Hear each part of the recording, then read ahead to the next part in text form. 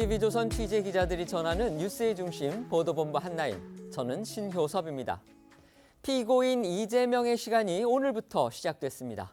지금까지 검찰과 경찰의 여러 수사를 받아서 피의자 신분이었던 민주당 이재명 대표가 잠시 전 선거법 위반 혐의 피고인으로서 처음으로 법정에 출두해 지금 재판을 받고 있습니다. 이 대표는 이전 검찰에 나갔을 때는 조사받기 전에 미리 준비한 입장문을 읽으면서 정권과 검찰을 강하게 비난했는데요. 오늘은 한마디 말도 하지 않고 법정으로 직행해서 눈길을 끌었습니다. 이재명 개인은 물론 민주당의 정치적 운명까지 좌우하게 될지도 모를 이 대표의 선거법 재판 개시 소식, 오늘의 첫 주제로 다뤄보겠습니다. 어떻게 모를 수 있냐 그러지만 제가 실제로 하위 직원이라서 기억이 안 나고요.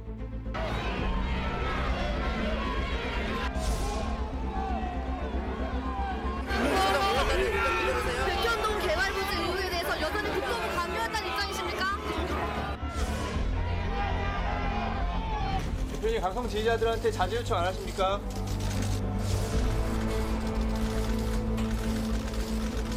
당대표를 물러났다가 그 무고함이 밝혀진 다음에 복귀하는 것이 이재명 대표를 위해서도 당을 위해서도 좋다라는, 이재명을 구속시키려는 검찰 정권과 총성 없는 전쟁을 하고 있는 시기 아니겠습니까? 이럴 때 반란 일으키고 배신하는 거, 이건 심각한 행위죠.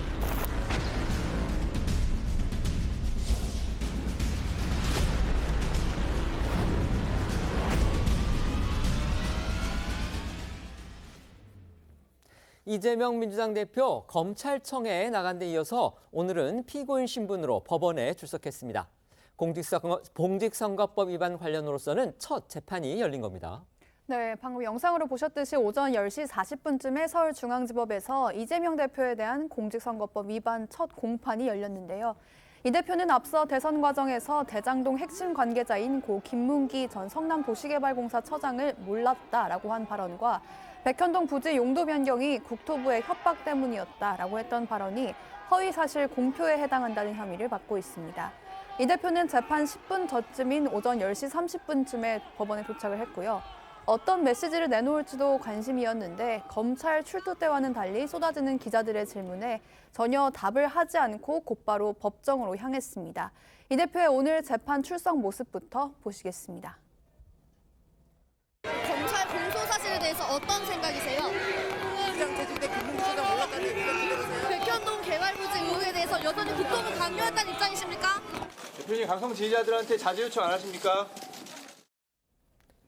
오늘 이 대표의 재판에 이른바 이제 개딸 이렇게 불리는 강성 지지자들이 사실상 총동원령을 내렸다, 이런 보도도 나왔었는데요. 실제로 현장 좀 복잡했습니까? 네, 사실 그 강성 지지자들은 오늘 이 대표의 이 재판 출석 현장에서 이 대표 수 집회를 예고한 바가 있었었죠. 현장에 나가서 이 대표를 도와야 한다 그러면서 참여를 독려해서 이 사실상 총동원령이 내려졌다, 그런 이야기도 나왔었는데, 실제 오늘 법원 앞에는요, 이 재판이 시작되기 1시간 전부터 이 대표의 지지자들이 모여서 윤석열 정권 검사 독재 규탄한다, 나와 이재명은 정치 공동체다 등의 그런 내용이 적힌 손팻말들을 들고 있었었고요. 또 이 대표가 현장에 도착하자 이재명을 외치면서 응원하기도 했습니다. 이재명 대표 역시 지지자들을 향해서 손을 흔들어 인사를 하기도 했습니다. 반면 맞은편에서는 이 보수 단체들이 모여서 이재명 대표의 구속을 촉구하며 맞불 집회를 벌였는데요. 오늘 아침 법원 앞 상황 영상으로 보시겠습니다. 이재명이 범인이다. 이재명을 구속하라. 이재명이 구속하라. 김건희 구속하라! 김건희 구속하라!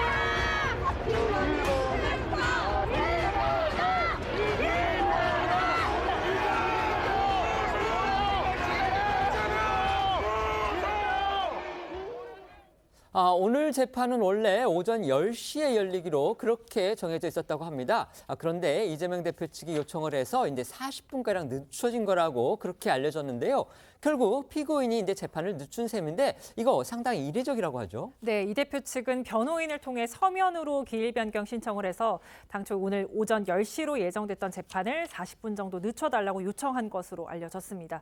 법조계에 따르면 재판 기일 변경 신청은 피고인의 권리이긴 하지만 당일 발생한 사고 이런 특별한 사유가 아니면 인용되는 경우가 드물다고 하는데요. 다만 이 재판부가 다음 재판 일정에 지장이 없을 걸로 보고 인용을 한 걸로 보입니다.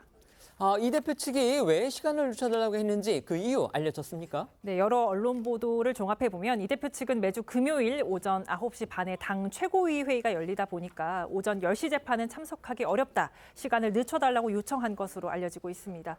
이는 이 대표가 앞서 검찰 조사를 평일이 아닌 주말로 요구한 이유이기도 한데 일각에서는 황제 재판 아니냐, 특혜다 이런 지적도 있습니다. 이 대표 오늘 재판 때문에 이제 오늘은 최고위 회의 시간을 이제 평소보다 한 30분 정도 앞당기긴 했다고 합니다. 재판 시각까지 늦추고 참석한 오늘 회의에서 과연 어떤 메시지를 냈는지 이 부분도 궁금합니다. 네, 오늘 회의에서 자신의 사법 리스크에 대한 이야기는 전혀 하지 않았습니다. 대신 강한 어조로 윤석열 대통령의 3.1절 기념사를 지적하는 등 이 정권 비판과 민생 메시지에 집중했습니다. 이 대표의 최고위 목소리도 들어보겠습니다. 윤석열 정권의 역사관이 묵과할 수 없는 지경에 이르렀습니다. 이번 3.1절 기념사를 듣고 현장에서 제가 귀를 의심했습니다. 지금도 독도를 자기 땅이라 우기고 침략을 반성하지 않고 있는 일본입니다. 그런 일본의 잘못을 합리화하고 협력을 구걸하는 것은 학폭 피해자가 가해자에게 머리를 조아리는 것과 같습니다. 오죽하면 이번에도 천공이 시키더냐라는 세간의 비판까지 나오고 있습니다. 이번 첫 재판 앞두고 계신데 신념은 좀 어떠십니까? 재판에서 어떤 부분 집중적으로 소명하실 예정인가요? 법무부에서 좀 법정이 공개돼 있으니까 법정에서 취재를 하시는 게 좋겠습니다. 오늘 나오신 패널 두 분이 다 변호사십니다. 그래서 두 가지를 이제 여쭤보겠는데요. 하나는 아까 저희 기자가 말씀드린 대로 당초에 오늘 재판이 10시에 열리도록 그렇게 예정이 돼 있었는데 이재명 대표가 당에 회의 참석해야 된다. 그러니까 늦춰달라 이렇게 해서 40분이 늦춰졌다는 겁니다. 이것이 법조계 안팎에서 상당히 이례적이다 이런 얘기가 나온다는데 과연 그게 맞는지 하고요. 두 번째는 이재명 대표가 과거에 검찰에 나갈 때는 상당히 긴 시간 입장문을 읽으면서 검찰과 정권에 대해서 아주 강한 비판의 그런 메시지를 냈습니다. 그런데 오늘은 전혀 한마디도 하지 않고서 법정으로 직행을 한 겁니다. 이건 또 과연 어떤 의미와 배경이 있는지 이 부분 여쭤보겠습니다. 먼저 말씀해 주시죠. 네, 일단 기일 변경 신청은 특혜다, 이례적이다라고 보기까지 좀 힘들 것 같습니다. 보통 일반적으로 검찰 조사도 마찬가지고 재판도 피고인에게 특별한 사정이 발생을 하면 재판에 지장이 없다라고 한다면 재판부에서 판단을 해서 기일 변경 연기를 보통 인용을 해줍니다. 허락을 해준다고 하고 있고요. 그렇기 때문에 저는 그렇게 지금 이재명 대표가 하는 사유가 이제 최고의 당무를 하기 위해서 하는 것이다. 이재명 대표가 과거 경기지사 때부터도 본인의 재판과 본인의 업무와는 상당히 좀 거리를 두려고 하고 오히려 조금 더 업무에 더 집중하는 모습을 보여줬거든요. 저는 오늘 최고회의를 운영하는 모습이라든지 최고회의에서의 메시지 이런 것들이 저는 그런 하나의 일련의 기존에 이재명 대표가 성남시장 그다음 경기도지사부터 해왔던 어찌 보면 패턴이다 저는 생각을 합니다. 그러면 일반 회사원들도 가령 내가 회사에서 할 일이 있으니까 좀 늦춰달라고 그러면 재판부가 연기합니까? 미리 사유를 객관적인 사유를 보통 내거든요. 그래서 보통 저희도 어떤 경우가 있냐면 일반 피고인 같은 경우에 병원에 예를 들어서 치료를 해야 된다거나 그런 경우에 예를 들어서 의사의 소견서라든지 이런 것들 같이 첨부해서 제출을 하면 법원에서 특별하게 이게 구속 재판인 경우가 아닌 이상은 거의 기일을 조금 연기를 해주고 그렇게 합니다. 그리고 출석 전에 성명을 발표하지 않는 부분은 검찰 조사는 좀 다르다고 봅니다. 왜냐하면 재판에 대해서는 재판부가 여론의 영향을 받을 가능성이 있거든요. 상당히 재판부에 따라서는 이런 부분에 대해서 상당히 조금 엄격하게 좀 거리를 두는 편입니다. 그러니까 피고인이 바깥에서 언론을 이용해서 어떤 여론 형성을 한다. 이거 좀 자제 요청을 하거든요. 그러니까 지난번에 그러니까 정경심 교수 재판에서도 조국 교수가 SNS를 통해서 상당히 재판의 내용에 대해서 조금 비판을 한다거나 이런 부분 좀 자제 요청을 받았어요. 재판부에서. 그리고 얼마 전에 정진선 그 재판에서도 그 변호인 측에서 그 유동규 씨가 유튜브에 나가서 이렇게 쭉 얘기를 하는 것이 어찌 보면 재판에 영향을 미칠 수가 있다. 그렇기 때문에 재판부에서도 그러면 이 부분에 대해서 좀 자제를 요청해달라. 그렇기 때문에 저는 이재명 대표가 아마 법원에 출석하기 전에 이런 본인의 언급 등이 재판부의 또 여론을 통해서 언론을 통해서 이게 영향을 미칠 수가 있고 그것을 좋든 나쁘든 어쨌든 재판부에서는 상당히 안 좋게 볼 여지도 있기 때문에 그것 때문에 안 한 것 같습니다. 네, 말씀해 주시죠.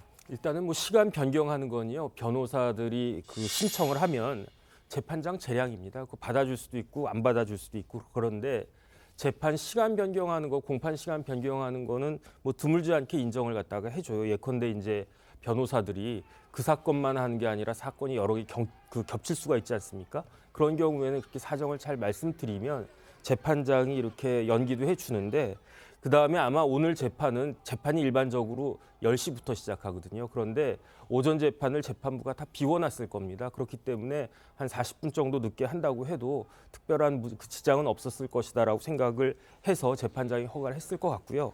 그런데 최고위 때문에 시간을 연기했다라고 하는 건 제가 봤을 때 좀 부적절하다고 생각이 돼요. 왜냐하면 공판 시간을 연기해달라고 하는 것보다 최고위 시간을 뭐 6시든 7시든 확 땡겨가지고 그때 했으면 더 좋지 않았겠는가. 왜냐하면 이런 식으로 하는 것이 언론에 다 드러나면 재판부 입장에서는 우리 재판을 굉장히 좀 경시하는 거 아니냐? 공판을 경시하는 거 아닌가? 재판부를 좀 우습게 보는 거 아닌가? 이런 인상을 줄 수 있기 때문에 근데 뭐 늘 이제 이재명 대표는 늘 이런 식이었으니까 어쨌든 좋은 인상은 아니었을 것 같다는 생각이 들고요. 그다음에 이제 재판에 앞서서 공판에 들어가기 앞서서 이제 이재명 대표가 말하는 게 굉장히 꺼려졌을 거예요. 왜냐하면 조금 전에 이제 설 변호사님 말씀하신 것처럼 검찰 조사와 그 법원의 공판은 근본적으로 틀린 게 있어요. 법원 그 검사의 조사에는 기자들이 따라 들어갈 수가 없는데 법원의 공판에는 우리나라 헌법에 공개재판이라고 되어 있지 않습니까? 그러니까 아마 기자들이 우르르 다 들어가가지고 방청을 갖다가 했을 거예요. 그런데 이재명 대표가 뭐 이렇게 법원 앞에서 큰 소리를 갖다가 뻥뻥 쳤는데 공판장 가가지고 뭐 이렇게 움츠리고 있고 뭐 그런 모습을 갖다가 보여주게 되면 앞뒤가 안 맞지 않느냐 이런 생각을 할 수밖에 없기 때문에 그렇기 때문에 아마 그 법정에서는 뭐라고 말을 했는지 좀 있으면 오후에 나올 거 아니겠습니까? 그렇기 때문에 굳이 그 법정 앞에서 이재명 대표가 무슨 성명을 발표하거나 그럴 입장은 아니었을 것으로 생각이 됩니다. 네. 오늘부터 이어질 이 대표의 공직선거법 위반 재판 앞서도 전해드린 대로 고 김문기 전 처장을 모른다. 백현동 부지 용도 변경은 국토부의 협박 때문이었다. 이 두 발언이 시발점이 된 건데요. 이 대표의 혐의 그리고 재판의 쟁점 좀 더 자세히 짚어볼까요? 네, 일단 이재명 대표는 민주당 대선 후보였던 지난 2021년 12월에 방송 인터뷰 등에서 대장동 개발 사업 핵심 관계자로 수사를 받다가 극단적인 선택을 했던 이 고 김문기 전 처장에 대해서 몰랐다고 주장을 했는데요. 그런데 이 대표가 과거 김 전 처장과 해외 출장을 함께 가서 찍은 영상이나 사진, 또 김 전 처장의 생전 육성 등이 공개되면서 검찰은 이 대표가 김 전 처장과 친분이 있었던 걸 보여주는 정황 증거로 판단을 했습니다. 이 대표가 변호사이던 시절부터 김 전 처장을 알고 있었다는 관계자의 진술도 확보를 했다는데요. 검찰은 이 대표가 대선을 앞두고 부정적인 이슈가 확산될 것을 우려해서 고의적으로 모른다고 거짓 발언을 했다고 보고 허위사실 공표 혐의로 재판에 넘기면서 공소장에 이 대표와 김 전 처장이 처음 알게 된 시점이 2009년 6월이다 이렇게 특정하기도 했습니다. 이 대표와 고 김문기 전 처장이 동행했던 출장 영상, 또 김 전 처장의 생전 육성 들어보시고 이 대표가 고 김문기 전 처장을 몰랐다고 주장한 발언도 다시 들어보시겠습니다. 안에 가면 천년무공 고사리들 많이 있습니다. 사람으로 변신한 거. 주인장 같습니다, 주인장. 나 얼굴 너무 많이 타버렸어. 오늘 시장님하고 본부장님하고 골프까지 쳤다? 오늘 너무 재밌었고 좋은 시간이었어. 이분은 말씀드렸습니다만 제가 뭐 그 실제로 하위 직원이라서 기억이 안 나고요. SBS 인터뷰에서 김문기 처장을 성남시장 시절에는 몰랐다고 하신 게 인지를 못했다 그 뜻이죠. 네. 아니 저는 기억이 없어요. 그걸 굳이 부인할 필요도 없고. 검찰 측은 고 김문기 전 처장의 유족을 증인으로 신청한 것으로 그렇게 알려졌습니다. 네, 앞서 김 전 처장의 아들은 기자회견을 열고 이 대표를 향해서 왜 아버지를 모른다고 하느냐 이렇게 질타를 한 바가 있었었죠. 그 밖에도 이 대표를 겨냥한 폭로를 이어가고 있는 유동규 전 본부장이 오는 31일 재판에 증인으로 출석할 것으로도 알려졌는데요. 유 전 본부장 역시 앞서 이 대표가 고 김문기 전 처장을 모른다고 말한 것에 상당한 실망과 배신감을 느껴서 이런 폭로를 시작했다 이렇게 털어놓기도 했었습니다. 앞서 나온 고 김문기 전 처장 유족의 기자회견과 유동규 전 본부장의 목소리 이어서 들어보시겠습니다. 변호사 시절 때부터 연을 맺고 대장동 사업에 온몸과 마음을 바친 아버지를 이재명 후보님은 빈손은커녕 조의를 표하는 연락 한 통 없고 모른다, 기억이 안 난다 이렇게 일관되게 태도를 유지해왔습니다. 모든 걸 다 지금 부인하고 계시고, 그다음에 좀 있으면 다시 이제 들통이 나고, 그럼 또 다른 말 하시고, 이런 것도 이제 반복되고 있는데, 저는 숨겨왔던 때를 갖다가 다 이번에 벗겨낼 생각입니다. 말끔히. 반면 이재명 대표 측은 이 김용 전 부원장 등을 증인으로 신청한 것으로 전해졌습니다. 검찰과 이 대표 측이 각각 신청한 증인이 50여 명에 이르는 것으로 알려지고 있죠. 백현동 특혜 의혹과 관련해서 논란이 된 이 대표의 발언도 다시 한번 짚어주시죠. 네, 지난 2021년 10월이었습니다. 경기도 국정감사에서 이 대표의 측근이 한 시행사에 영입된 뒤 백현동 한국식품연구원 부지가 4단계나 용도 변경이 됐다는 특혜 의혹이 불거졌었습니다. 당시 경기도지사로 재직 중에 민주당 대선 후보로 선출됐던 이 대표가 국토부의 협박 때문에 백현동 한국식품연구원 부지 용도 변경을 했다고 주장했습니다. 검찰이 이 발언 역시 허위 발언으로 봤습니다. 검찰은 당시 국토부의 요청이나 강요는 없었다고 판단하고 이 대표의 해당 발언 역시 대선을 앞두고 당선되기 위해 허위 사실을 공표한 것으로 보고 재판에 넘겼습니다. 이 대표의 관련 발언 들어보시겠습니다. 그거는 국토부가 요청해서 한 일이고 공공기관 이전 특별법에 따라서 저희가 응할 수밖에 없는 그런 상황입니다. 앞으로 5개 공공기관 부지에 대해서는 정부가 요청하면은 다 바꿔줘라. 국토부에 저희한테 다시 이제 일종의 압박이 왔는데 만약에 안 해주면 직무유기 뭐 이런 걸 문제 삼겠다고 협박을 해서 반영은 해주는데 다 해주란 말은 없으니까 조금만 반영해주겠다. 네, 재판에서는 검찰과 이 대표 측이 이 대표의 해당 발언들이 적극적인 허위사실 공표인지 여부를 두고 치열한 공방을 벌일 것으로 보입니다. 이 대표 역시 재판 준비에 이제 총력을 기울였을 것으로 그렇게 보입니다. 변호인단은 또 어떻게 꾸렸는지 또 어떤 방어 논리를 내세우고 있는지 이 부분 궁금합니다. 네, 이 대표 측은 이번 재판의 변호인으로 부장판사 출신 전관 변호사인 김종근, 이승엽 변호사를 선임한 것으로 알려졌는데요. 조국 전 장관과 정경심 전 교수 부부, 김경수 전 지사와 안희정 전 지사 등 야권 인사를 전문적으로 변호해온 로펌 출신의 변호사로 알려졌고요. 특히 김 변호사는 이 대표의 연수원 동기로 절친한 사이로 알려졌고 현재 성남FC 후원 의혹 사건도 맡고 있다고 알려졌습니다. 이 두 변호사는요, 이 대표가 경기지사 선거 당시에 이제 허위 사실을 공표한 혐의로 선거법 위반 재판을 받았을 때 그때도 이 대표를 변호했던 그런 인물로 알려져 있습니다. 이 대표는 당시에 대법원에 가서야 아주 가까스로 무죄 판결을 받았었죠. 네, 맞습니다. 이 대표는 지난 2018년이죠. 이 지방선거 관련 TV 토론회에서 친형을 정신병원에 강제 입원시키려 한 적이 없다는 취지로 발언을 했었는데요. 이 발언 역시 허위 사실을 공표했다는 혐의를 받아서 재판에 넘겨졌었습니다. 당시 이 대표의 재판에는 앞서 전해드린 그 2명의 변호사를 포함해서 10개 법인에서 수십 명의 변호사가 참여하면서 당시에 그 호화 변호인단 그런 논란도 불거졌었고 또 쌍방울 그룹이 변호사비를 대납했다는 의혹도 이때 불거졌었습니다. 당시 이 대표 측 변호인들은 대법원에서 무죄 취지 파기환송 판결을 이끌어냈죠.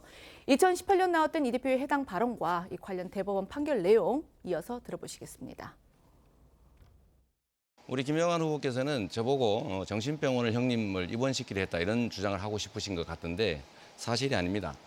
원심 판결 중 유무죄 부분을 포함한 유죄 부분을 파기하고 이 부분 사건을 수원고등법원에 환송한다. 일률적으로 엄격한 법적 책임을 부과한다면 후보자 등은 자신의 발언에 대해 사후적으로 법적 책임을 부담하게 될지도 모른다는 두려움 때문에 더더욱 활발한 토론을 하기 어렵게 됩니다. 들으신 대로 대법원은 이제 선거 과정에서 나온 발언에 대해서 모두 법적 책임을 부과한다면 활발한 토론을 하기 어렵다. 이런 취지로 무죄 판결을 내렸는데요. 당시에도 이 판결의 합리적인 부분, 합리성 부분을 둘러싸고서 사실 논란이 많았고 일부에서는 비판도 나왔습니다. 이 대표 측 이번에도 비슷한 논리를 내세우면서 방어 전략을 펼 것으로 그렇게 예상이 됩니다. 네, 이 대표 측은 2018년 당시 발언도 이 허위사실 공표 혐의를 받았지만 결국 무죄 판결이 났던 만큼 이번 재판 역시 그때와 닮은 꼴이란 주장을 펼칠 걸로 보입니다. 하지만 검찰은 이번 재판의 혐의는 방송 인터뷰와 국정감사에서 나온 발언에 대한 거고 앞서 무죄 판결이 나온 발언은 이 TV 토론에 나온 발언이라면서 사안이 다르다는 입장으로 알려졌습니다. 또 당시 대법원 판결에 참여한 대법관 12명 중 5명은 유죄 판단을 내리기도 했었습니다. 이 대표가 자신에게 불리한 사실은 숨기고 자신에게 유리한 사실만 강조했다면서 의도적으로 사실을 왜곡해서 선거인의 공정하고 정확한 판단을 그르칠 정도로 진실에 반하는 사실을 공표한 경우에 해당한다고 봤습니다. 당시 대법원 판결에서 이른바 이제 유무죄의 캐스팅 보트를 쥐고 있던 인물 바로 권순일 전 대법관이었죠. 권 전 대법관은 당시 이제 무죄 취지의 의견을 내고 곧이어서 대장동 사건의 핵심인 화천대유의 고문으로 영입이 돼서 논란이 있었습니다. 이른바 50억 클럽 의혹에 연루돼 있기도 합니다. 네. 오늘 재판에서 이 대표가 직접 발언을 할지 이 부분도 또 주목이 됩니다. 네, 맞습니다. 통상 재판에서는 이 변호인들이 발언을 하지만 이 대표의 경우 본인이 변호사니까 법정에서 적극적으로 자신을 변호할 가능성도 있습니다. 다만 앞서 검찰 소환 조사에서 정치 탄압 수사라고 맹비난했던 것과 달리 이 재판부 앞에서는 좀 강한 어조로 말하지는 못할 것이라는 관측도 나오고 있습니다. 결국 이제 유무죄를 가를 수 있는 아주 결정적인 요인, 그러니까 재판부가 이제 주목해서 볼 부분 어떤 부분일까요? 일단은요, 그 김문기 전 처장을 이재명 대표가 모를 수가 없어요. 왜냐하면 하루 이틀 안 사이가 아니고 2009년부터 지인이었단 말이에요. 변호사였을 때부터. 그다음에 이제 저도 요번에 유동규 씨 그 유튜브 보면서 알았는데 성남에서 제일 큰 조직은 성남시청이지만 그 다음으로 큰 조직이 성남도계공이란 말이에요. 거기 핵심적인 처장을 했던 사람을 하위 직급이라고 폄하하면서 모른다? 그건 제가 봤을 때 말이 안 되고 그다음에 이미 여러 가지 증거들이 있어요. 뭐 사진도 나왔지만 제가 굉장히 인상적이고 마음 아프게 생각했던 게 조금 전에도 나왔던 그 딸에게 보낸 동영상. 그런 것들이 다 증거가 되는 거고요. 결정적인 건 뭐냐면요. 유동규 씨의 진술이거든요. 유동규 씨가 예컨대 제가 앵커님을 몰랐다라고 이야기할 수 있지 않겠습니까? 그런데 설 변호사가 저한테 같이 방송도 했는데 어떻게 모를 수 있느냐? 이렇게 이야기하면 판사가 누구 말을 믿겠습니까? 제가 모른다고 아무리 우겨봤자 소용이 없는 거고요. 그다음에 이거는 소극적 발언이 아니에요. 적극적으로 방송에서 한 발언인데 그런데 더 중요한 건 뭐냐면 이재명 대표가 김문기 처장을 모른다고 한 이야기가 언제냐면 2021년 12월 22일이었어요. 그런데 그날이 언제냐? 김문기 처장이 사망한 날이 2021년 12월 21일이었거든요. 그 사람이 자기가 그 성남 이 대장동을 총괄을 갖다 시켰던 사람이 사망한 바로 다음 날 방송에 나가가지고 모르는 사람이다라고 그렇게 이야기를 하니까 제가 봤을 때 유동규 씨가 마음을 바꾼 여러 가지 이유가 있지만 가장 결정적인 것이 바로 이 지점이라고 저는 생각을 갖다 하고요. 조금 전에 말씀드렸지만은 김문기 씨는 대장동의 실무 책임자였어요. 뭐 유동규, 정진상 이런 사람들이 막 위에서 무슨 로비 같은 거 했지만 실질적인 실무적인 일들은 그 김문기 씨가 다 했거든요. 단적으로 어디서 할 수 있냐면 성남의 뜰을 갖다가 1차, 2차에서 2차 2번 해가지고 이제 그 심사를 갖다가 했는데 모두 심사위원을 한 사람이 김문기였다고요. 그렇기 때문에 김문기를 안다라고 하는 것은 대장동을 안다라는 이야기가 된단 말이죠. 그러니까 왜 그 이재명 대표가 굳이 재작년 선거 직전에 김문기 씨를 몰랐다라고 했겠습니까? 김문기를 몰랐다라고 해야 대장동을 몰랐다라고 하는 거지. 김문기를 안다라고 해놓고 대장동 몰랐다 이거는 논리적으로 성립이 불가능한 거고요. 백현동은 더 쉬워요. 왜냐하면은 지금 이재명 대표가 뭐라고 이야기했습니까? 국토부가 협박을 했다라고 이야기했는데 4단계 종상향을 하라고 국토부가 협박을 했겠습니까? 저도 이제 국방부에서 4년 반 동안 법무실장 해봤지만은 공무원들이 사업자 편의를 위해서 그것도 어마어마한 편의를 위해서 그 다른 그 부처한테 뭐 그렇게 하는 것은 있을 수가 없다는 이야기죠. 다시 말해서 그 4단계 종상향 자체가 말이 안 된다라고 하는 것을 이재명 대표가 자인하는 것이기 때문에 그런데 고의나 이제 어떤 사실을 인식하는 것은 어떻게 추단하냐면 사람 머릿속에 들어가는 게 아니잖아요. 판사가. 그거는 행위를 통해서 추단할 수밖에 없는데 이런 여러 가지 재반 사정을 봤을 때 판사가 충분히 알고 있었다라고 하는 사실을 인정할 수밖에 없지 않나 저는 그렇게 생각이 됩니다. 반론하실 게 많을 것 같은데요. 네. 일단 뭐 기억을 기소한다는 자체가 조금 어불성설이지 않나요? 억지 기소 아니냐라는 생각도 듭니다. 특히 이 부분이 뭐 김문기 씨 부분은 실제 선거 때도 그렇게 크게 허위사실 공표다. 이걸 국민의힘에서도 그렇게 크게 문제 삼지를 않았던 부분이었어요. 근데 백현동도 함께 이 부분을 뭐 개인의 주관적인 느낌을 말한 건데 이 부분을 기소한 것 자체가 조금 과하다라고 생각을 하고 이제 재판부에서 어떻게 판단할지는 모르겠습니다만은 일단은 뭐 이 사람을 몰랐다. 근데 이제 질문의 내용이 김문기 씨를 알았냐 몰랐냐. 근데 이제 그렇게 차라리 설명을 지문이었으면 저는 예를 들어서 옛날 성남 도계공에 이 대장동 사업을 실제로 기획했던 김문기 처장이라는 사람은 알았냐 몰랐냐. 저는 이렇게 물어본 거가 좀 달랐다고 보여요. 근데 그냥 단순히 김문기 씨 아니까 모릅니까? 그 순간에 기억이 안 날 수도 있죠. 당연히. 과거에는 그렇게 뭐 골프도 치고 그랬지만은 그래서 저는 이 부분에 대해서는 이제 재판부가 어떻게 기억을 가지고 유죄로 할 수 있을까? 객관적으로 아니 이재명은 되게 한 명으로서 유명한 사람이고 그 주변인들은 굉장히 많지 않겠습니까? 그런 면에서라면 좀 뭐 일단 판단의 여지는 좀 있을 것 같습니다만 저는 개인적으로는 이걸 유죄로 하기는 쉽지는 않겠다. 그리고 오히려 더 논란의 소리가 될 수 있는 건 백현동 이 협박을 받았다라는 부분이에요. 그렇다고 한다면 누가 공문에는 없어요. 협박을 했다는 내용이 당연히 없죠. 그렇지만은 당시에 어떤 국토부 관계자 누가 어떤 이유로 직무유기라는 단어가 들어가 있고요. 그다음에 협박이라는 단어는 어떤 기초자치단체장으로서 본인이 받았을 수 있는 압박의 표현이라고 보이거든요. 그렇다고 한다면 직무유기라는 단어를 누가 정말 썼느냐 안 썼느냐가 전 중요하다고 보여요. 그렇기 때문에 이 부분과 관련해가지고는 재판을 통해서 증인신문을 통해서 아마 드러나지 않을까 싶습니다. 네. 이 대표의 공직선거법 위반 공판은요. 이제 오늘 시작으로 이번 달에만 격주로서 17일 그리고 31일에도 예정이 되어 있습니다. 그때도 저희가 자세하게 전해드리겠습니다. 이 대표 체포동의안 이탈표 사태를 둘러싸고 지금 민주당 내용이 한창인데요. 이거 좀처럼 진정되지 않는 그런 분위기입니다. 그렇습니다. 이재명 대표 체포동의안 표결에서 민주당 내 이탈표가 상당수 나온 데 따른 당내 후폭풍 잦아들지 않고 있습니다. 특히 친명계가 이탈표 행위를 배신 정치로 규정하면서 비명계의 반발도 거세지는 분위기인데요. 여기에 강성 지지층들이 이탈표 색출하는 이 모습도 계속되고 있어서 민주당 내 내홍 쉽게 가라앉지 않을 거란 전망도 나오고 있습니다. 먼저 어제 오늘 친명 비명계 간 날선 목소리들부터 들어보겠습니다. 같이 싸워내야 된 동지를 절벽에서 밀어버리는 그런 것과 마찬가지였기 때문에 저는 매우 부적절했다는 겁니다. 중요한 사안에 대해서는 본인들의 어떤 정치적 이득과 관련되어서는 그런 모습을 보이지 않은 것 같아서 저는 이렇게 정치를 해서는 안 된다고 생각이 됩니다. 개인적 이득을 혹시 그러면 그분들 공천 때문에 그러는 거냐라고 제가 질문을 드리고 싶었는데 그거라고 생각하시는 거예요? 말 하나 마나한 이야기라고 봅니다. 소위 친명 쪽이라고 하는 일부 의원들이 그 공천권 보장을 거래하려다가 그게 안 되니까 뭐 이런 반란을 일으켰다, 비열한 트릭을 썼다 이렇게 아주 특히 좀 거북살스러운 말씀들을 좀 하시는데 예. 저는 지지자들의 이 분노를 충분히 이해를 하고요. 이재명 대표 한 분이 뭐 자제해달라고 그래가지고 그분들의 분노가 멈춰지면은 이건 뭐 공산당이지 않습니까? 지금 이제 이재명 대표가 수사받고 재판받으면 더욱더 이 검은 먹구름이 짙어진다. 어두운 먹구름이 더 가중될 것이다. 네. 뭐 이런 부분에 걱정이 되기 때문에 이재명 대표가 어쨌든 당대표를 유지하는 것보다는 당대표를 벗어나는 것이 당과 이재명 대표의 사법적 리스크를 분리 차단시킬 수 있는 최소한의 방법이 될 수 있다. 들으신 것처럼 친명계 일부에서는요, 이 강성 지지자들의 이탈표 색출을 옹호하는 그런 목소리까지 나오고 있습니다.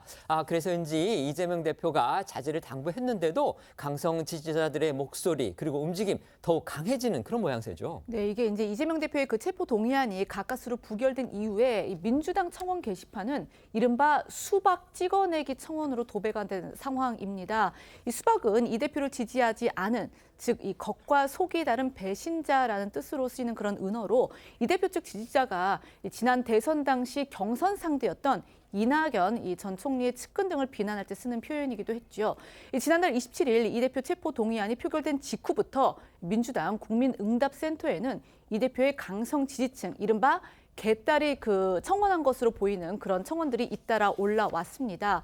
이 대표 강성 지지자들이 만들어 유포하고 있는 배신자 리스트에는요, 문재인 전 대통령까지 등장한 상황인데요.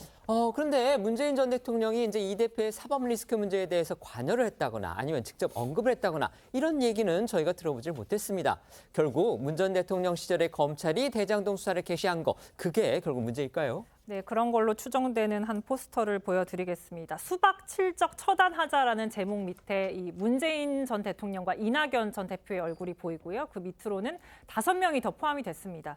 해당 포스트를 만든 사람은 전화로 이들을 척결하자면서 휴대폰 번호 그리고 업무용 전화번호 등도 공개를 했고요. 또 이들이 자당의 당대표를 불법 조작 체포 시도해서 적폐 검찰이 창궐하게 하고 국민의힘과 내통해서 윤석열 정권을 공동 창출한 1등 공신이라고도 적혀 있습니다. 어제 전해드린 이낙연 전 대표 이제 영구 제명 청원, 이거는요 5만 명 이상의 동의를 또 얻었다고 합니다. 이렇게 되면 이제 민주당의 당원 당규상 이 당이 정식으로 답변을 해야 하는 그런 조건을 또 충족을 한 거죠. 네, 이낙연 전 대표를 당에서 영구 제명시켜달라는 청원에 동의한 민주당의 권리당원 숫자가 이틀 만에 5만 명을 넘어섰습니다. 이 청원인은 그래서요, 지난 대선 당시에 대장동 사건을 터뜨려서 지금 이 대표가 고통받게 만든 장본인이 바로 이낙연 전 대표라면서 이 전 대표가 아직까지도 사과하기는커녕 어떻게 하면 자기 사람들을 이용해서 이 대표를 제거할까, 이 궁리만 하고 있다, 이렇게 주장을 했고요. 이 대표의 강성 지지자들은 이 팬카페인 제명인의 마을 등에서 이 청원 참여를 독려하고 있는 상황인데요. 이미 당에서 공식 답변해야 하는 조건인 5만 명 이상의 동의를 얻은 만큼 민주당 지도부가 어떤 입장을 내놓을지 관심이 쏠리고 있습니다. 관련해서 어제 박홍근 원내대표의 이야기 들어보겠습니다. 이낙연 전 대표 영구 제명 청원도 한 3만 명이 넘었는데 단결과 단합을 저해하는 그런 언행들은 서로가 더 자제해야 된다는 말씀을 분명히 드리고 싶고요. 그것은 이재명 대표도 공격하는 행위는 자제해달라고 직접 본인이 언급하지 않았습니까? 저는 이 대표의 뜻을 우리 지지자들도 특히 이 대표님을 아끼는 우리 당원들도 충분히 알아주실 거라 믿습니다. 네, 이런 상황에서 이 대표 강성 지지자들은 오늘 오후 5시 여의도 민주당 당사 앞에서 수박 깨기를 하겠다며 집단 행동을 예고했습니다. 주최 측은 지난해 7월에도 민주당사 앞에서 수박 깨기 행사를 열은 바 있었는데 이들이 이번에 공개한 포스터에는 수박 깨기와 격파, 수박 풍선 터트리기 등 이재명 대표 응원하기 등의 행사 일정이 적혀 있었습니다. 그리고 이 수박의 의미에 대해선 민주당을 가장한 똥파리라고 정의를 했는데요. 다만 이 일정에 대해서는 꼭 참석하고 싶은데 일정이 있어서 어렵다, 그런 의견과 다시 한번 생각해달라며 말리는 그런 의견들이 공존하고 있어서 이게 이제 실제 진행될지 여부는 확실하지 않은 상황이라고 합니다.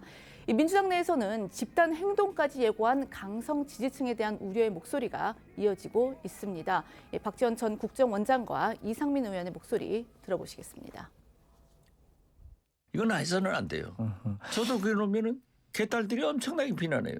당신도 수박이냐? 수박은 저 수박 잘 먹어요. 네, 수박. 제일 좋아하는 과일이 수박이에요. 도대체 왜 이런 논쟁이 나옵니까? 우리가 얼마나 많은 위정자들로부터 민주당이 진보 세력이 빨갱이 취급하더냐고. 지금 문재인 대통령도 용공으로 몰아가잖아요. 저희들도 지금 용공으로 사실상 기소된 거예요. 이런데 무슨 수박 그런 것은 안 해야 된다. 진짜 개딸들이 민주당을 사랑하고 이재명 대표를 위하는 길은 그런 거 하지 마라. 지금은 다 뭉쳐야 된다. 서운함 또 분노 이런 걸 갖는 건 충분히 이해를 하고요. 그러나 그럴 것이 도가 지나치면 역효과가 날 수 있다. 다른 사람에 대해서 괴롭힘을 주고 집단적인 린치, 다른 사람을 괴롭히고 모욕하고 언어 폭력, 심지어 굉장한 그런 모욕적인 그런 것까지 그런 것들을 하게 되면 받는 상대방은 엄청난 타격을 받고 심리적 그런 상처를 받게 되거든요. 그거는 아주 나쁜 행동들이죠. 지금 민주당의 어떤 내홍을 끌고 가는 핵심 동력은요, 바로 이제 강성 지지자들, 강성 당원들의 어떤 움직임입니다. 지금 이재명 대표는 좀 자제해달라 이렇게 요청을 했는데도 결국 강성 지지층의 반발 움직임이 이제 더욱 거세지는 그런 양상인데 이 대표의 자제 요청 왜 지금 먹히지 않고 있다고 보십니까? 이게 이제 지난 대선까지 좀 거슬러 올라갈 것 같습니다. 그러니까 대선 패배의 원인을 여러 군데서 찾는 경우도 있지만은 뭐 지금 이낙연 대표의 적극적인 지지가 없었지 않겠냐라는 어떤 이 대표 지금의 이재명 대표를 지지하는 측에서는 좀 그렇게 생각하는 경향도 있어요. 특히나 너무나 근소한 차이지 않았습니까? 0.73%. 그러니까 표수로 계산을 하면 23만 표 정도밖에는 되지 않아요.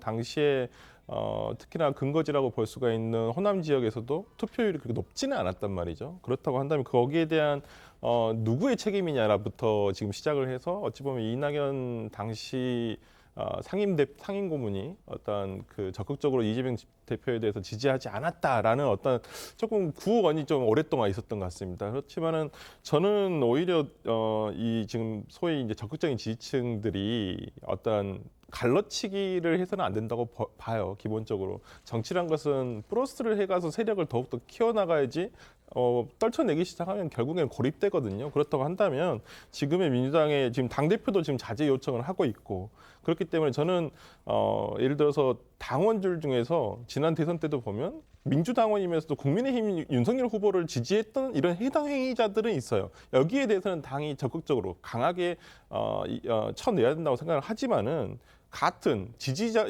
예를 들어서 이재명 당대표를 지지하냐 아니냐에 따라서 같은 민주당 의원임에도 이걸 가지고 서로 갈라치기를 하는 것은 오히려 이재명 대표에게도 마이너스다라는 점을 조금 깨닫고 그 방법은 조금 완화시켰으면 좋겠습니다. 하지만 저는 그 표현하는 것도 저는 당원들의 자유예요. 그리고 저는 이상민 의원이 저렇게 폭력적이다 얘기를 하지만은 국회의원들 자기의 의정보고라든지 매일 지지자들한테 문자 보내지 않습니까? 근데 그 지지자들 그냥 보고 넘어가요. 근데 그 지지자들은 그 의원한테 불만을 터뜨릴 때 문자로 전화로밖에 할 수 없지 않습니까? 좀 표현이 가다하더라도 국회의원은 그걸 수용할 수 있어야 된다고 봅니다. 네, 말씀해 주시죠. 이재명 대표가 그 박근혜 대통령 전 대통령 존경한다고 했더니 진짜로 존경한 줄 알더라 이렇게 이야기했잖아요. 솔직히 말하면 저는 이재명 대표의 진심은 과연 무엇일까? 저도 헷갈리는데 뭐 어쨌든 다르게 해석될 수도 있겠죠.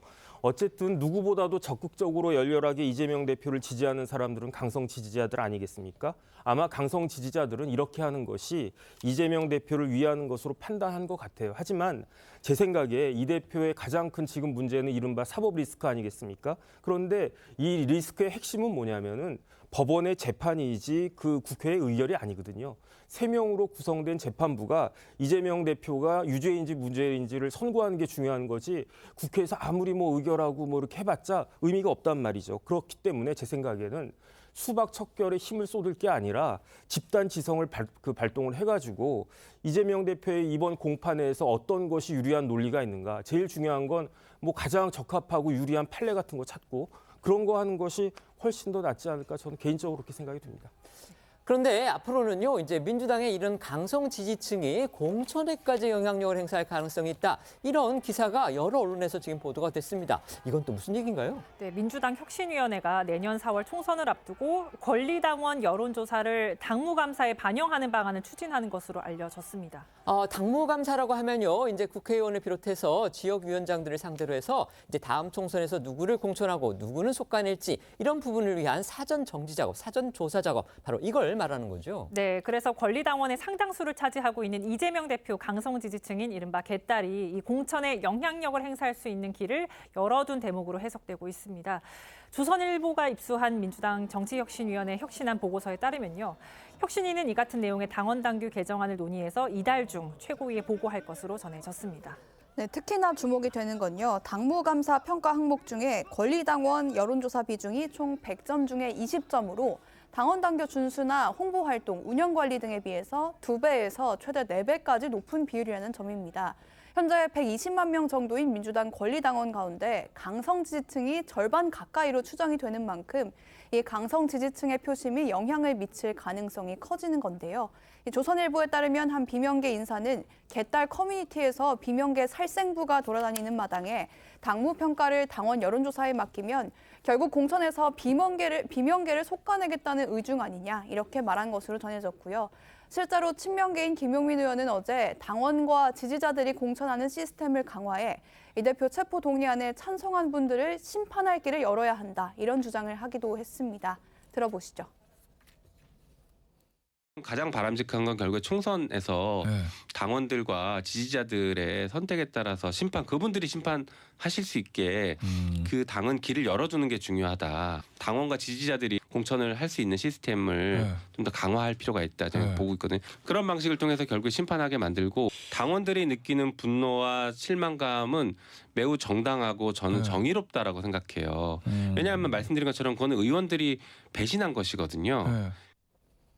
이 혁신위 보고서에는요, 또 논란이 될 만한 내용이 더 있다고 합니다. 역시 비명계한테는 불리하게 작용할 만한 그런 요소들이라고 하는데요. 소개해 주시죠. 예, 이 혁신안 보고서를 보면요, 이 현역 국회의원 평가에 당무 기여 활동을 포함해서 당직 수행 그리고 정치 현안에 대한 당 대응 활동 참여, 언론 및 미디어 활동 등을 심사하는 방안도 담긴 것으로 전해지는데요. 여기에 대해서 혁신위는 기존 항목인 그 기여 활동이 너무 추상적이라서 당무 기여 활동으로 이름을 바꾼 것에 불과하다 이런 입장이지만 비명계에서는 결국 지도부에 협조하지 않으면 이 공천 과정에서 불이익을 당할 수 있다 그런 뜻 아니겠느냐라는 우려가 나오고 있는 겁니다. 이 조선일보에 따르면 한 비명계 의원은요. 이 대표 옆에서 당직을 맡으며 이재명 수호를 외친 의원들에게는 가산점을 주겠다는 것 아니냐 이러면서 이 대표가 체포동의안 표결을 앞두고 1대1로 만났을 때도 걱정하지 마시라. 이 공천 룰은 최대한 바꾸지 않겠다고 하더니 황당하다 이런 반응을 보인 것으로도 전해졌습니다. 네, 이에 대해 오늘 민주당 혁신위는 아직까진 논의 중인 내용이라는 입장을 강조했습니다. 다만 이 당무감사에 당원들의 의견이 반영되는 건 어느 정도 합리적이란 취지의 입장도 덧붙였습니다. 하지만 당내에선 공개적인 우려의 목소리가 잇따랐습니다. 혁신위의 입장 그리고 당내 우려 목소리 이어서 들어보시죠. 당무감사의 여러 지표 중에 지역위원장에 대한 평가에 당원들의 의사가 반영이 안 돼 있다. 그래서 당원들의 여론조사를 통해서 이걸 좀 반영을 해야 되지 않겠나라고 혁신위원이 제안한 겁니다. 그래서 그걸 우리 정당 분과에 논의를 했는데 당의 지역위원회 위원장은 또 당원들이 선출하는 것이기 때문에 당원들이 평가하는 것은 합리성이 있죠, 사실은. 그래서 그런 방안의 하나로 제기된 건데 마치 이제 이것도 역시 열성 당원들의 평가에 의해 가지고 공천에 뭐 탈락시킨다든지 하는 것으로 오인될 우려가 있어서 좀 자칫 그 이재명 대표를 적극 지지하는 강성 지지층들이 발언권을 높이려고 한다든가 정치적 지분권을 더 확대하려고 하는 쪽으로 가게 되면 상대 쪽에서는 가만히 있겠습니까? 당연히 반발하고 그와 같은 싸움이 오히려 더 증폭 확대 재생산 되지 않겠습니까? 그러면 그건 매우 지혜롭지 않은 겁니다. 또 혁신하는 과정에서 반드시 분란이 나옵니다. 아무리 좋은 혁신안도 지금은 내놓지 마라. 지금은 단결할 때다. 이 같은 혁신안에 대해서요, 그 민주당의 안호영 수석 대변인도 방금 전에 공식적인 입장을 밝혔기 때문에 소개를 해드리겠습니다. 공천은 기존의 당무감사 그리고 선출직 공직평가위 등 당헌 당규를 존중해서 이루어질 것이다. 언론에서 보도하고 있는 혁신위안은 일부 위원의 아이디어 차원이고 공식 검토된 바도 없고 채택 가능성도 높지 않다 이렇게 밝혔습니다. 하지만 어쨌든 지금 혁신위안에 대해서 비명계에서 반발이 나오고 있어서 논란이 벌어지고 있는데요. 간단히 한번 평가해 주시죠. 일단 뭐 여러 가지 아이디어 중에 하나인 것 같고요. 최근에 뭐 국민의힘도 당원대를 전당대회에서 당원 100%로 평가를 하고 있거든요.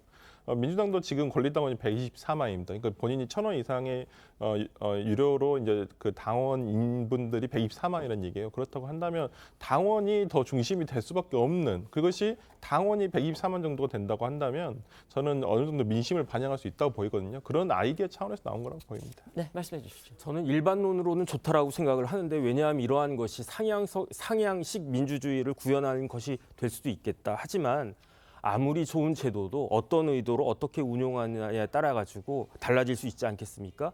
1차 대전 이후에 가장 선진적인 헌법이 바이마르 헌법이었는데 그것이 결국은 나치로 귀결됐잖아요. 이제 무엇보다도 내년이 총선이니까 저러한 아이디어가 내년 총선에 긍정적으로 영향을 미칠지 아니면 부정적일지를 판단해야 되지 않을까 싶습니다. 네.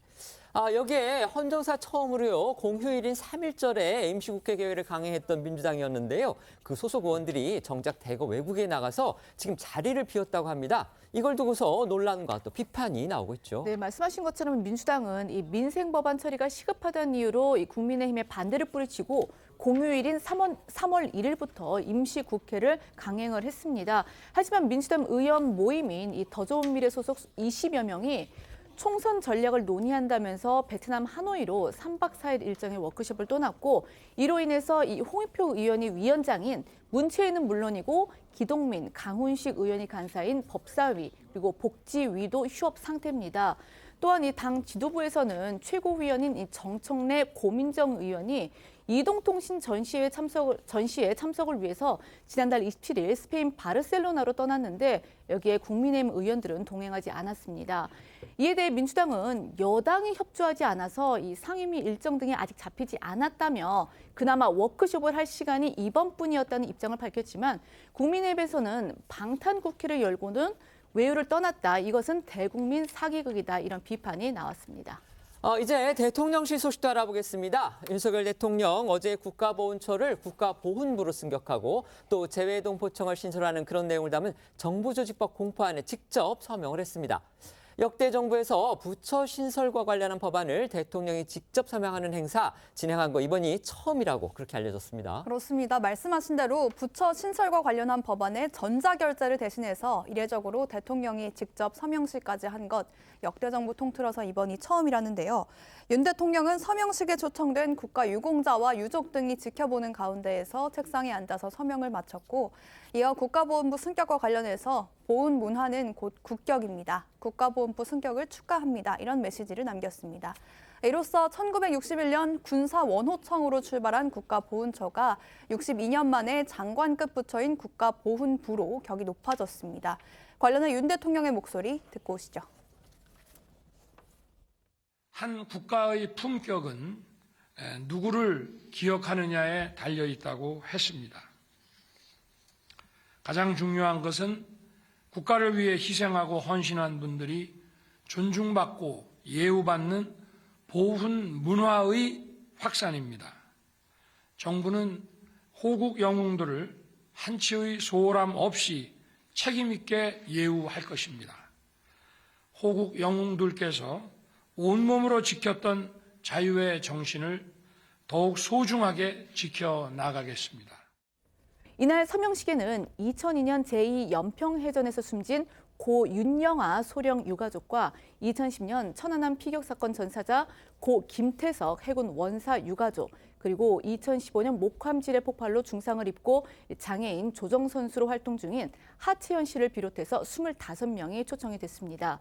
이 가운데 윤 대통령은 1965년 베트남 파병 훈련 중 수류탄을 몸으로 막아 순직한 고 강제구 소령의 가족에게 위로의 말도 건네기도 했습니다. 그 모습도 잠시 보고 오시겠습니다. 어머니 정말 오래서 많이 쓰셨습니다. 올해 나이가 몇 년생이시죠?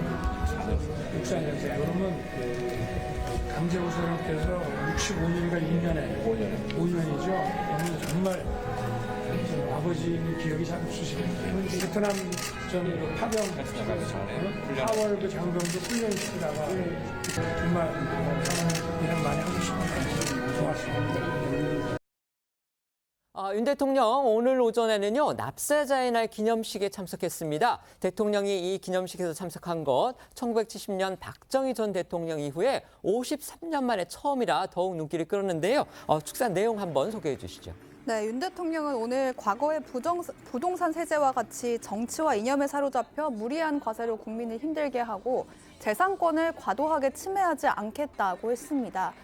전임 문재인 정부의 부동산 과세 정책을 겨냥한 걸로 해석을 되는데요. 윤 대통령은 국가 재정이 아무리 어렵더라도 자영업자나 소상공인 같이 조세불복이 현실적으로 어려운 분들에게 무리한 과세로 힘들게 하지 않겠다라고도 했습니다. 또 이 정치 진영을 확보하고 표를 얻기 위한 포퓰리즘적 정치 복지가 아니라 취약계층과 사회적 약자를 두텁게 지원하는 약자 복지를 실천하겠다면서 공익 목적을 벗어나 불법을 일삼거나 국익을 해치는 정치 집단화된 단체에게는 국민의 혈세를 쓰지 않겠다고 강조했는데요. 이는 근로 현장에서 불법 행위를 벌이거나 회계장부를 정부에 제출하지 않은 강성노조, 또 지원금을 부정수급한 시민단체에 정부 지원금을 제공하지 않겠다는 입장을 재확인한 겁니다. 오늘 윤 대통령의 목소리 듣고 오시죠.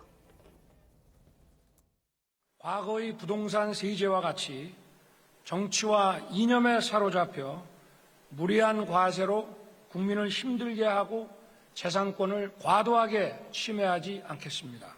또 국가 재정이 아무리 어렵다 하더라도 자영업자, 소상공인 등 세무 전문가의 조력을 받아 조세 불복을 하기 현실적으로 어려운 분들에게 불이한 과세로 힘들게 하지 않을 것입니다.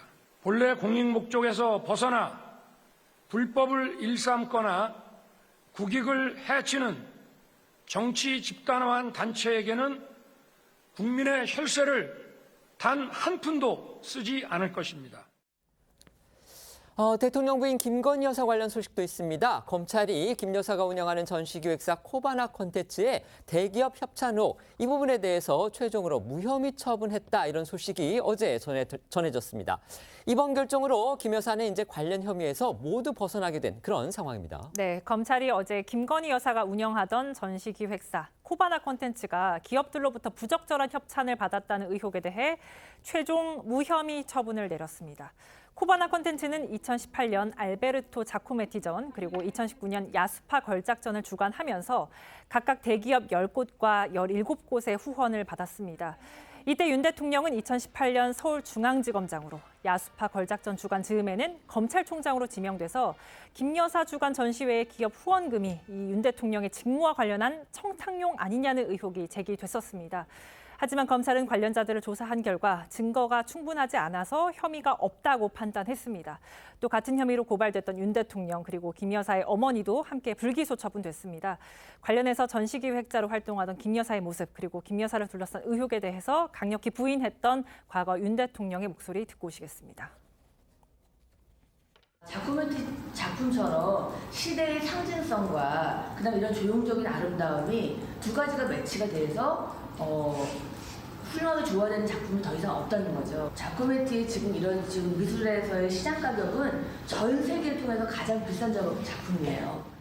제 처는 뭐 작년뿐만이 아니고 벌써 저하고 만나고 결혼하기 한참 전부터 이런 큰 전시들 그 해에 거의 가장 블록버스터인 그런 전시들을 해왔고요. 옛날에 앤디 워홀이니 샤갈 이런 것도 해왔고, 전시를 하면 각국의 대사들도 다 개막식에 오시고 여야 정치인들도 다 오십니다. 정당하게 일하는데 근거 없이 의혹을 막 제기해서 이렇게 하면 저는 그거는 좀 부당하다고 생각합니다.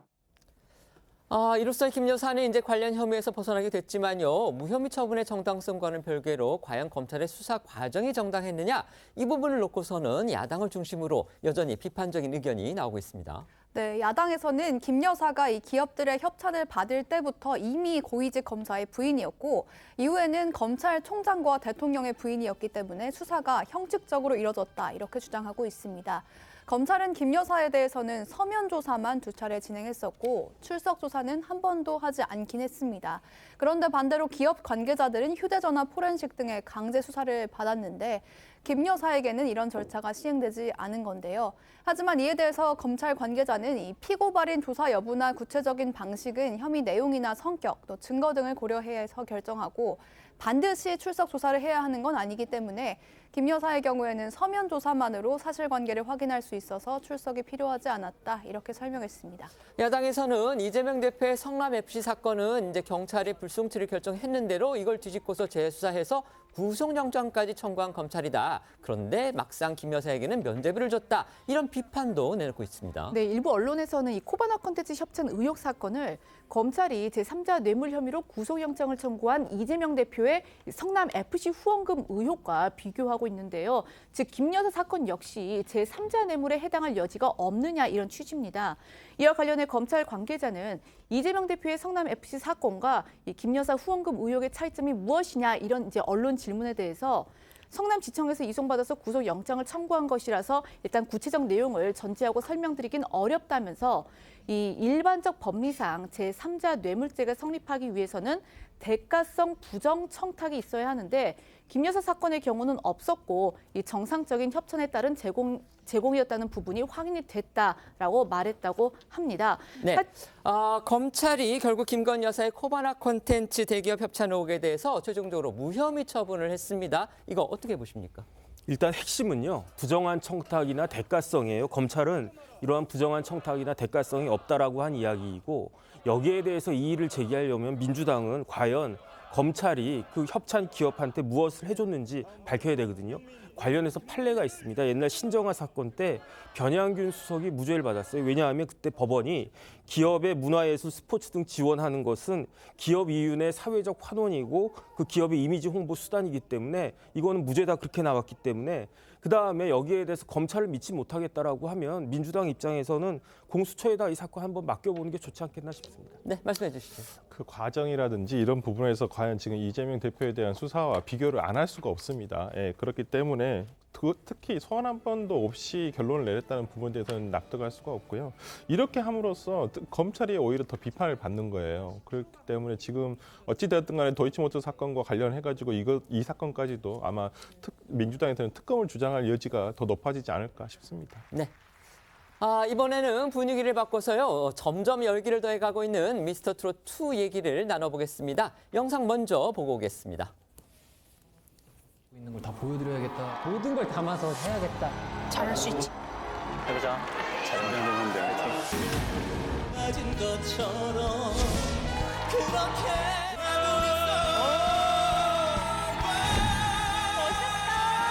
정말 잘한다. 너무 잘해. 탑10의 명단을 지금부터 발표해 드립니다. 말도 안 돼. 어머. 이게 뭐야? 확 바뀐 순위 변화입니다. 어제 방송에서 10명의 준결승 진출자, 그러니까 탑10이 가려졌습니다. 그런데 결과를 보니까요, 아주 이변이 속출했습니다. 네, 맞습니다. 어제 방송에서는 이 본선 4차전의 2라운드, 즉 라이벌 매치의 백미라 할 수 있는 한 곡 대결이 진행이 됐는데요. 이 하나의 곡을 두 사람이 나눠 부르는 겁니다. 몇 번이나 치열한 순위 경쟁 끝에 준결승 진출자가 가려졌는데 특히 방송 전부터 제2의 장민호, 정동원으로 기대를 모았던 나상도 씨와 황민호 군의 대결이 관심을 끌었습니다. 노래도 정동원 군의 효도합시다를 골라서 나이차를 뛰어넘는 밝고 사랑스러운 무대를 선사했는데요. 그럼 여기서 먼저 이 나상도, 황민호의 국민 효도성, 효도합시다 들어보시겠습니다. 계절이 지나면 돌아오지만 공부한다. 당신의 세월은 멀어져가네.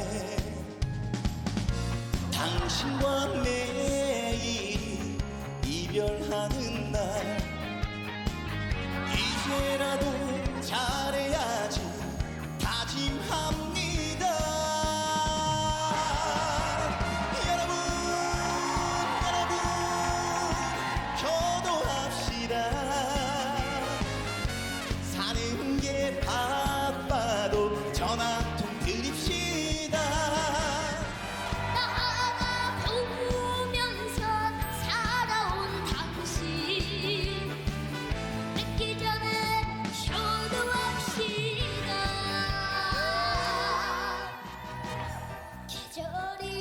네, 무대에선 저렇게 세대를 뛰어넘는 진한 우정 선보였는데 점수에선 희비가 갈렸습니다. 나상도 씨가 120점, 황민호 군이 10점을 받았습니다. 특히 나상도 씨는 어른과 아이 대결에서 어른이 이긴 적 없다는 일명 어린이 징크스를 깨고 반전 드라마를 연출한 거라 더 의미가 있었습니다. 나상도 씨는 이 막판 대역전극으로 1라운드 12위에서 단숨에 1위로 뛰어올라서 준결승전에 진출했습니다. 마스터가 13명이었죠. 각각 이제 시점씩 써서 130점이 만점이었는데 저렇게 두 사람이 점수를 나눠 가졌던 겁니다. 저도 어제 저 무대 정말 재미있게 봤는데요. 앞에서도 말씀드렸듯이 이제 시즌 1에서는요. 이 정동원 군과 함께 무대를 펼쳤던 장민호 마스터, 장민호 씨가 바로 어제는 마스터 자리에 앉아 있었습니다. 그런데 장민호 씨 얘기가 남의 일 같지 않다 이렇게 평을 남겨서 또 웃음을 줬는데요. 당시에는 바로 장민호 씨가 정동원 군한테 바로 졌기 때문이죠. 네, 맞습니다. 말씀하신 것처럼 장민호 마스터는 시즌 1에서 정동원 군과 환상의 호흡으로 레전드 무대를 펼쳐서 정말 큰 사랑을 받지 않았습니까? 이 미스터 트롯이 탄생시킨 최고의 파트너라는 평을 듣는 장민호 그리고 정동원의 무대를 다시 한번 보겠습니다. 바라만 봐도 두근두근 내 가슴은 뛰네. Come on, come on. 더 이상 어떻게 좋아. 1년 365일 동안 우린 멋진 파트너야. 많고 많은 사람 중에 최고 둘도 없는 파트너야. 그래 맞아 볼 때마다 미쳐 너무 좋은 파트너야. 얼마나 기다렸어 우리가 만난 거야. 첫눈에 딱 보는 그 순간 너는 이미 나의 파트너. 네, 과거 어린이와의 대결이 쉽지 않았다면서 나상도 씨에게 정말 남의 일 같지 않았다고 말했던 장민호 마스터. 하지만 놀랍게도 평가에서는요, 유일하게 황민호 군에게 점수를 줘서 반전을 줬는데요. 이런 장민호 마스터의 응원에도 불구하고 황민호 군은 이번에 아쉽게 이 준결승 문턱을 넘지 못해서 아쉬움을 남겼습니다. 황민호 군도 나름 이제 팬덤이 강했었는데 어제 아주 팬들의 실망은 좀 있었을 것 같습니다. 하지만 역시 이제 최대이면은요, 중년의 저력을 보여왔던 바로 김용필 씨의 탈락, 바로 그걸 겁니다. 맞습니다. 아나운서 출신으로 중년의 매력을 뽐내며 강력한 우승 후보로 꼽혀왔던 김용필 씨가 톱10 진입에 실패하는 충격적인 결과가 나왔습니다. 이 김용필 씨는 미스터 트롯2 방송 시작 이후에 줄곧 온라인 응원 투표에서 상위권을 유지하며 팬덤을 이끌어왔고 지난 1라운드에서도 태진아의 옥경이로 변신에 성공했다 이런 호평까지 들었었는데요. 이번 한국 무대에서 문희옥의 평행선을 선곡해 웨스턴 룩을 입고 댄스까지 선보였지만 박자를 놓치고 음이탈까지 나오면서 추혁진 씨에게 130대 0으로 완패하고 말았습니다. 결국 김 씨는 최종 14위로 탈락의 고배를 마셨고 반면 함께 무대를 펼친 추혁진 씨는 장윤정 마스터에게 물 만났다는 호평을 들으며 2위로 준결승에 진출하는 역전신화의 주인공이 됐습니다. 희비가 엇갈렸던 김용필 씨와 추혁진 씨의 무대 보고 오겠습니다. 나는 나밖에 몰랐지. 너는 너밖에 몰랐지. 그래서 우리는 만날 수 없는 거야. 평행선 우리 서로 사랑할 수는 없는가. 끝없는 평행선 또 있네. 나는 나밖에 몰랐지. 너는 너밖에 모르고. 그래서 우리는 똑같은 길을 걷지. 평행선 우리 서로 다시 만날 수 없는가. 캄캄한 미로를 헤매네. 우리 서로 사랑할 수는 없는가.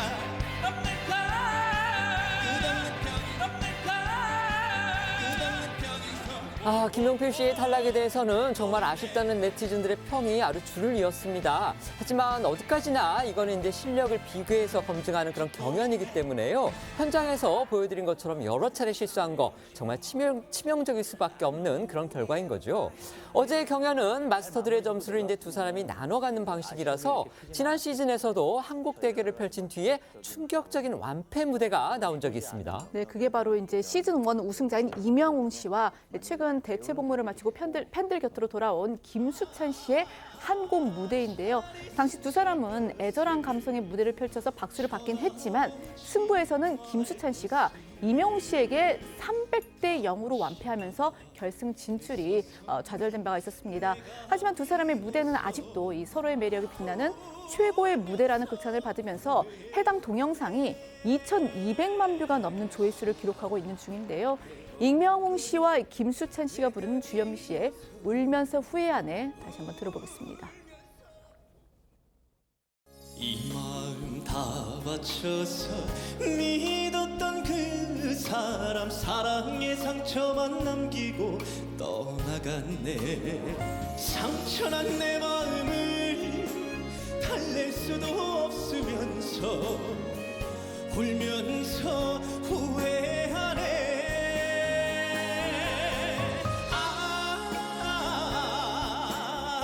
차라리 스칠 것을 쳐다보지 말 것을 당신 앞에 서성거린 내가 미워서 울면서 후회하네. 당신 앞에 머뭇거린 내가 미워서 울면서 후회하네.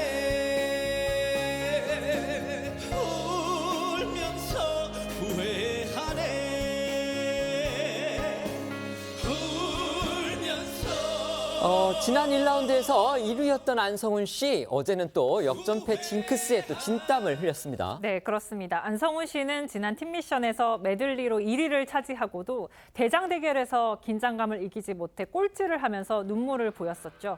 이후 절치부심하고 출전한 1라운드 대결에서는요, 압도적인 실력으로 진혜성 씨를 누르고 1위에 올랐지만 어제는 좀 달랐습니다. 안성훈 씨도 긴장하지 않고 역량을 10분 발휘했지만 이번엔 진혜성 씨도 만만치 않았습니다. 그동안 진중한 이미지로 정통 트롯을 선보였던 진혜성 씨가 이번엔 이 볼풍선 애교에 앙탈춤까지 장착하고 이 김호중의 애인이 되어줄게요를 완벽하게 소화하면서 여심을 제대로 저격했습니다. 두 사람의 무대를 영상으로 보시겠습니다. 누가 당신 맘에 눈물을 주나요?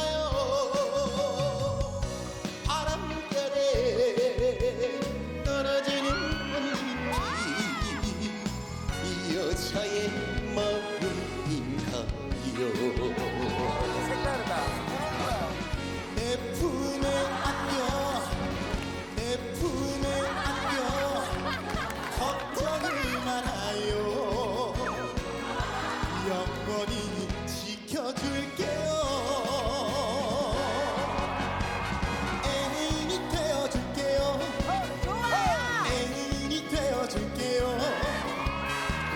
내가 잘해줄게요. 사랑되어줄게요. 좋아요. 사랑되어주세요. 내가 당신 애인이 되어줄게요. 오늘부터 귀요미 진성이가 섹스가이 안성훈이가 여러분의 애인이 되어줄게요. 온라인 투표에서 4주 연속 1위를 달리고 있는 안성훈 씨. 한국 무대에서 진혜성 씨에게는 졌지만 전체 순위 8위에 오르며 준결승 진출에는 성공했습니다. 하지만 정작 안성훈 씨가 눈물을 흘린 순간 따로 있었는데요. 바로 두 트롯 신동 박성훈 군과 송도현 군의 듀엣 무대였습니다. 두 사람은 안성훈 씨가 직접 작사하고 노래한 엄마 꽃을 선곡해 눈길을 끌었습니다. 엄마를 향한 고마움을 담은 가사, 그리고 아이들의 순수함이 살아있는 목소리에 원곡자 안성훈 씨는 물론 마스터석과 객석에서도 감동의 눈물이 터져 나왔습니다. 신동 듀오 박성훈, 송도현 군은 이 무대로 나란히 톱10에 이름을 올렸는데요. 원곡자를 올린 두 신동의 무대도 만나보겠습니다. 못난 자식 걱정하느라 뭉그러져 버린 가슴 엄마라는 이유만으로 티낼 수 없는 사랑 꽃이 피었던